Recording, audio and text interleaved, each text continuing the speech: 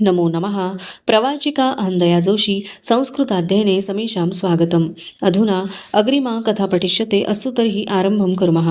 आता रायगडी गेल्यावर श्री सखींना कसं सांगायचं त्यांच्या पाठराख्या भावांना हुसकून लावणं पडलं शिरकाणातून. काय हा शिरक्यांचा आमचा ऋणानुबंध? काय मिळालं श्री सखींना आमच्या नावे मळवटी बाशिंग बांधून? राजांच्या मनी विचार आले. तबकात ठेवलेल्या राजटोपाकडे ते बघू लागले. टेंभ्याच्या मंद उजेडात त्याची कलाबुत झगमगत होती. त्यांना जाणवले आबासाहेबांचा राजटोप उभ्या माटाचा होता, आपला बसक्या माटाचा.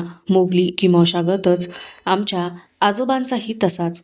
त्यांनी निदान निजामशाही आदिलशाही सतत जरबेट ठेवल्या. आम्ही राखू ही मराठशाही. इकडे संगमेश्वराच्या वेशीत घुसलेले मलोजी बाबा आपले घोडालोक संगमेश्वरभोवती पांगते फेकून त्याला कड टाकून संगमेश्वर राखायला खडे ठाकले. आडवाटेने जीवाची पर्वा न करता घोडे फेकल्याने ते वेळेवर पोहोचले होते. त्यांच्या पांगत्या शिबंदीने नरड्याच्या घाटाफोडून उगवत्या पहाटेला थरकावून टाकणाऱ्या किलकाऱ्या उठविल्या. हर हर महादेव.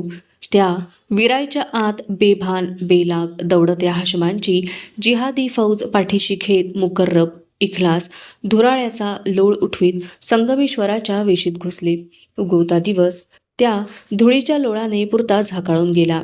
धिन धिनच्या आरोळ्यांनी संगमेश्वर दणाणले. कालवाच कालवा झाला.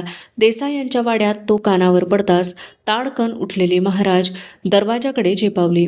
बाहेरून भयकातर झालेले धावत येणारे कुलेश त्यांना धडकायचेच थांबले.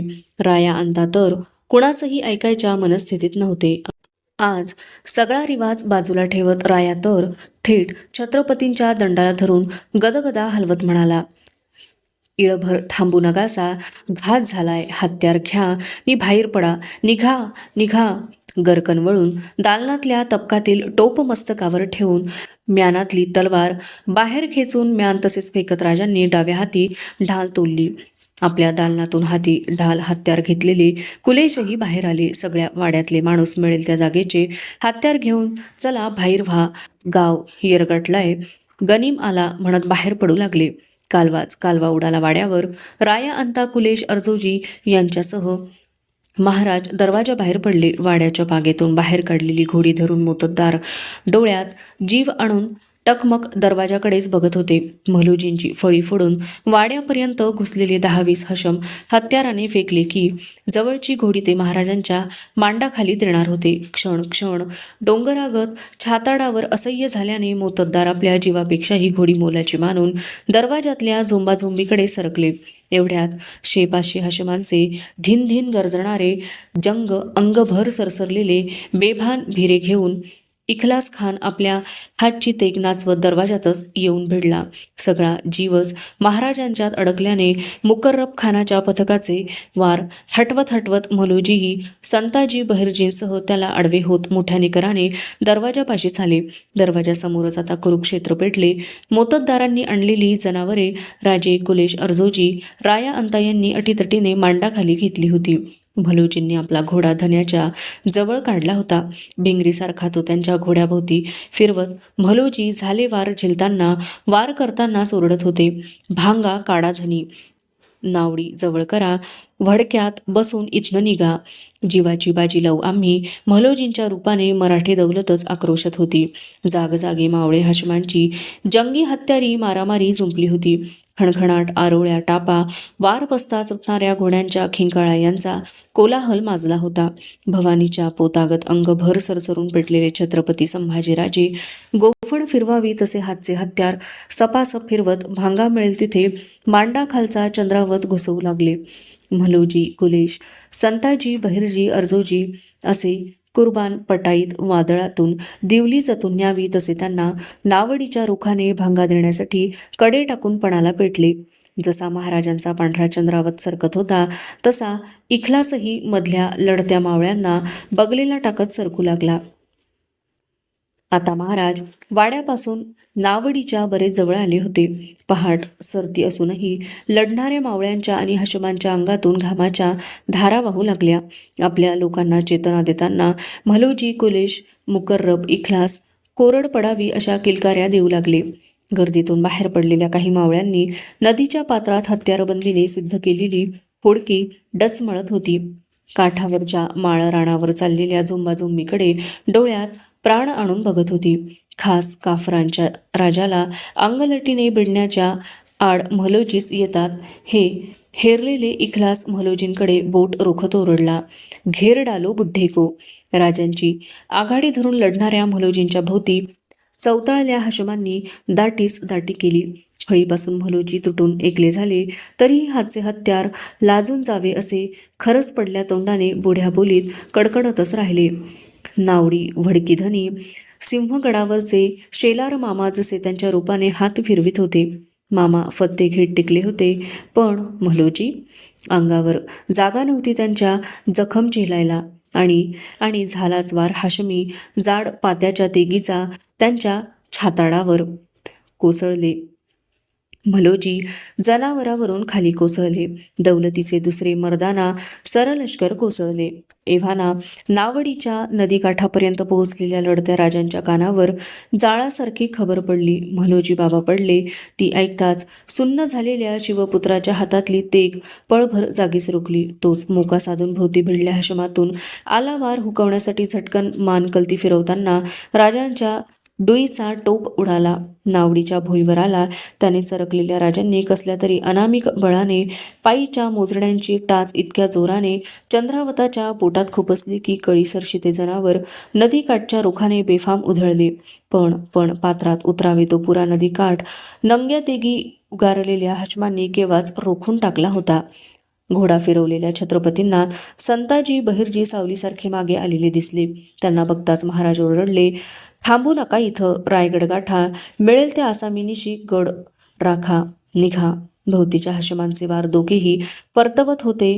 राजे आणि घोरपडे बंधू काळीच सुद्धा हे लावून गेलेले संताजी पिळवटून ओरडले, हुयाच ते होईल, आबा तर गेलेच, कसं टाकावं धन्यासनी, माग एकलं, आण आहे जगदंबेची, हुकूम आहे हा आमचा, निघा. एवढ्या कोंडीत ऐन जंग मैदानावर सुद्धा त्यांच्या न कळणाऱ्या डोळ्यांकडे बघताना हत्यार फिरवणारे संताजी ओरडून गेले. आणि त्यांनी घोडा वळवला. बहिर्जी त्यांच्या मागे झाले. जागजागी नावडीच्या माळावर कामी आलेल्या मावळ्यांचे आणि हाशमांचे देह इतस्ततः पडले होते.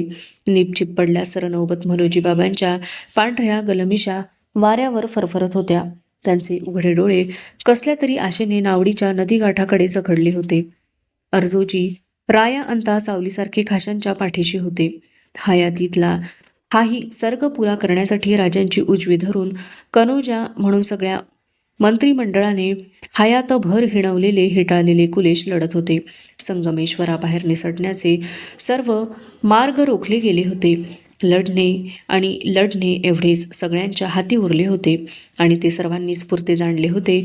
मने करकचून बांधली गेली. चारी बाजूला सरासर फिरत्या नुसत्या तेगींच्या खणखणाट चालू झाला आणि कुठून तरी सुटलेला एक तीर कुलेशांच्या उजव्या दंडात सपकारत घुसला. डाव्या हाताने उजवा दंड घट्ट पकडून धरतानाच कुलेश घोड्यावरून कोसळले. कोसळतानाच ओरडले, मैं गिर गया. ते ऐकून अंगावर पडते वार सपासप फेकून देत छत्रपती त्यांच्याजवळ आले. पाते लवायच्या आत भुईवर झेप टाकून त्यांना काखेत हात घालून वर उचलताना म्हणाले, उठा छंदोगामात्य, दिल धरा, लढता लढता मरू, पुरे करू जिंदगीचे काव्य साजेसे. कुलेशांनी तीर केव्हाच काढून फेकला होता. जाम्याचा उजवा हातोपा रक्तचिंब झाला होता त्यांचा. तरीही मुठीतले हत्यार नव्हते सोडले त्यांनी. राजांच्या बरोबरच पाय उतार झालेले राया अंता, अर्जोजी असे कितीतरी धारकरी महाराज आणि कुलेश यांच्यावर तुटून पडणाऱ्या हाशमांच्या लाटा थोपवून धरण्यासाठी निकर करत होते. आता भुईवरची हातघाईची मारामारी पेटली. कुणाचीच कुणाला जोड मिळणे शक्य नव्हते. इखलास मुकर्रबही पाय उतार झाले होते. हाशमांची इतकी दाटी झाली होती की त्यातल्याच कित्येकांना हत्यार फिरवणेही अशक्य झाले. कुणालाच हत्यार फिरवता येणार नाही इतकं माणूसच माणूस राजांभोवती दाटलं. त्यांच्या जखमी अंगाभोवती चौबाजवांनी कैक भाल्यांची टोके आणि तलवारींची पाती भिडली. हातची उचललेली आबासाहेबांची भवानी तशीच रुकली. नैवेद्याचा गुळखडा चहूबाजूंनी काळ्या शार डोंगळ्यांनी घेरला. हीच गत कुलेश रायाजी अंताजी यांची झाली. दाटलेल्या हाशमांची कोंडी फोडत मुकर्रबचा तरणा बांड मुलगा इखलास, श्रींच्या राज्याचे वारस असलेल्या बऱ्हाणपूर, औरंगाबाद तसनस करणाऱ्या गोव्यातील फिरंग्यांची झोप उडविणाऱ्या, जंजिऱ्यातील हबशांना हाय घ्यायला लावणाऱ्या, आका हजरतला मराठी मुलखातून शिकस्तीनं फौजा माघार घेण्याची नौबत आणणाऱ्या लईम संभासमोर आला. देहाचे म्यान नावडीच्या मातीवरच ठेवल्या गत्तेगीच्या धारेसारख्या तळपत्या नजरेने राजे हातच्या भवानी तलवारीकडे बघत होते. कुणातच नसल्यागत रख दो हतियार, इखलास कडाडला. भक्कम खडकावरून दर्याची लाट जावी तसेच ते शब्द राजांच्या कानांवरून गेले. तसूभरही हालचाल झाली नाही त्यांची. काफर सुनते हो, फेक दो हतियार. घुशाने पेटलेला इखलास अभिषेक समयी पवित्र नद्यांचे जल तीर्थ म्हणून मस्तकी घेतलेल्या राजांची केसावळ मुठीत पकडून ती गदगदा हलवीत गरजला. त्या बेगुमानीने राजांनी आपली जळजळीत नजर खानावर टाकली. ती बघून राजांच्या हातचे हत्यार क्षणात गर्दनीवर उतरेल म्हणून खान सरकला. एवढ्यात गर्दी फोडत लालसर दाट दाढी मिशांचा खासा मुकर्रब खानच त्या जागी आला. त्याला कुर्निसात करून इखलास म्हणाला, हथियार नहीं छोड़ता काफर, मगरूर है. सबूर बेटे, सुरमा आदमी शौक से हथियार नहीं छोड़ते. आपल्या बेट्याला सुमार करत मुकर्रब राजांच्या सामने आला. त्यांच्याकडे बघत भोवतीच्या आपल्या हाशमांना म्हणाला, दस्त करो इसको पहले, रस्से डाल दो हाथों में, बाद में खींच लो हथियार, ले जाओ.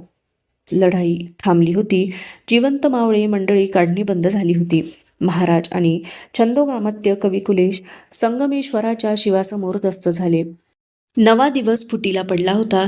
यावेळी अकलूजच्या 60,000 फौजी तळावर आपल्या डेरात इराजी सतरंजीवर गुडघे टेकून सब्रकी नमाज पडताना मुहीउद्दीन मोहम्मद आलमगीर गाझी औरंगजेब पुटपुटत होता, अल्हम्दुल्लाह इलालिल्लाह. नमाज पडून होताच खाशा दरबारी डेऱ्यात त्याने वजीर असद खानाला विचारले, मुकर्रब खां की क्या खबर कोल्हापुर से, पीछा कर रहा है नाची संभा का, या पड़ा है ऐश आराम से लौंडियों के साथ कोल्हापुर में.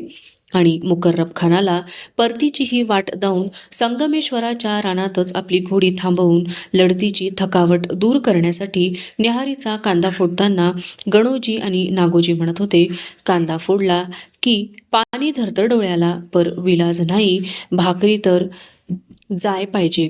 मुकर्रब खानाला थांबायला वेळच नव्हता. तो जाणून होता थांबले तर दस्त केले आपल्या कैदी राजाला सोडवण्यासाठी मिळेल त्या जागेला मावळ्यांच्या तुकड्या जीवे तोडून पडणार होत्या.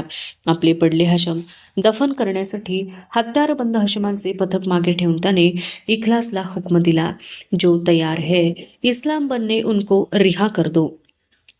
पकडलेल्या मावळ्यात राया आणता होते ते धर्म डुबविणे मान्य करणे शक्यच नव्हते. नतीजा साफ होता. अर्जोजी कसे तरी निसटले होते, पण एकल्याने काही करणे शक्य नाही म्हणून कराडकडे कूच झाले होते. सलामत बचावलेले संताजी बहिर्जी हुकमाप्रमाणे रायगडाकडे दौडत होते. संताजीकडे राजांच्या चंद्रावताच्या पाठीवरचे जीन होते. महाराणी येसुबाईंना ते खूण म्हणून तेवढेच दाखवणे शक्य असल्याने त्याने गर्दीतून उचललेही. राजे पाय उतार होताच मुकर्रबच्या चिडल्या हशमांनी वार उतरल्याने घायाळ झाला. चंद्रवत चौखूर ताणून भुईवर पडला होता. त्याचे छातवान मंदपणे वरखाली होत होते. उघड्या डोळ्यातून वेदनांनी पाणधार लागली होती. एका बगलेला आपल्या कामी आलेल्या घोरपड्यांच्या जमावात निष्प्राण पडलेल्या मलोजींच्या हातची मरणमूठ हत्यारावर करकचून आवळली होती. डुईची कंगणी लाल पिळाची पगडी हत्याराजवळ भुईवर पडली होती. चारी बाजूंनी भालाईतांची टोके भिडवून कुलेश आणि राजांना इखलास मुकर्रबनी एकत्र आणले होते. खांद्यावरच्या हिरव्या खिल्लतीला झटके देत मुकर्रब कसा गरगरा फिरत आपल्या फौजेला हुकमान मागून हुकूम देत होता, जल्दी करो, वक्त नाही है. मध्येच लालसर दाढीवर हात फिरविताना त्याचा चेहरा ओसंडल्या उत्साहाने भरून वाहू लागला. दस्त मावळे काढण्या खेचून कत्तलीसाठी नेले जाऊ लागले. हशम खेचत्या काढण्यांची ओढ दंडावर बळाने रोखत रायांता भरल्या डोळ्यांनी पिळवटून ओरडले, धनी हयात भर राहायलाव सावलीगत पाठीशी, पर आता कसलीही ताटातूट. आमासनी बी ख्या संग धनी. थोरल्या रायाच्या डोळ्यातून कुणबी इमानाचे पाणी खळकन बाराबंदीवर उतरले. दुधाचं झालाव तसं रक्ताचं भाव करा आमासनी संगण्या धनी. जखडल्याच हातांनी मुजऱ्यासाठी धाकल्या अंताने मान लवली.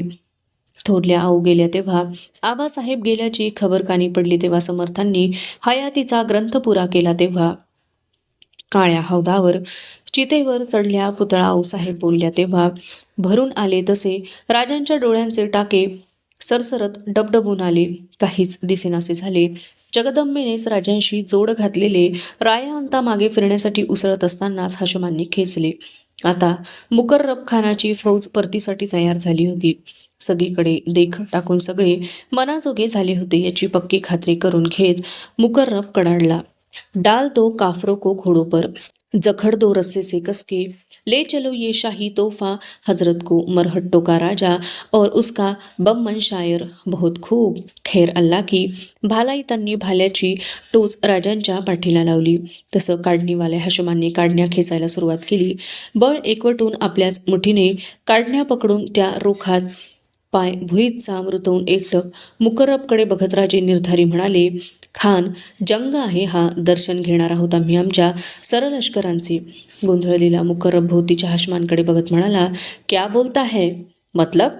त्याच्यावरची नजर तशीच ठेवून खुद्द राजेच झटकन हिंदुस्तानीत म्हणाले, जंग है, राजा है हम, देखना चाहते हैं हम, कुर्बान हुआ हमारा सालार, शौक से. गर्दन मागे टाकून मुकर्रब एवढा हसला की त्याच्या डोळ्यात पाणी आले. काढणीवाले भालाईत पाठवून खेचलेत जावेत एवढ्या ओढीने राजे म्हलोजी पडलेल्या जागेकडे झेपावले. राजांनी गतप्राण म्हलोजींच्या छातीला हात भिडवून तो कपाळीच्या शिवगंधाला लावून भोवतीला कोणालाही कळणार नाही असा मुजरा घातला. फक्त एकाच विचाराने आले असते पावनखिंडीत पडले बाजीप्रभू आबासाहेबांच्या सामने प्रेत म्हणून, तर त्यांनी काय केले असते? सिंहगडावर पडल्या मालुसरे काकांना बघून काय केले असेल त्यांनी? म्हलोजींनी मरणाच्या मुलाने मिळवला होता तो मुजरा खुद्द मराठी दौलतीच्या राजाकडून. अवशिष्टा कथा अग्रिमे भागे पठिष्यते. अस्तु तर्हि पुनर्मिलामः. तावन् मंगलं भूयात्, शुभं भूयात्. नमो नमः. धन्यवादः.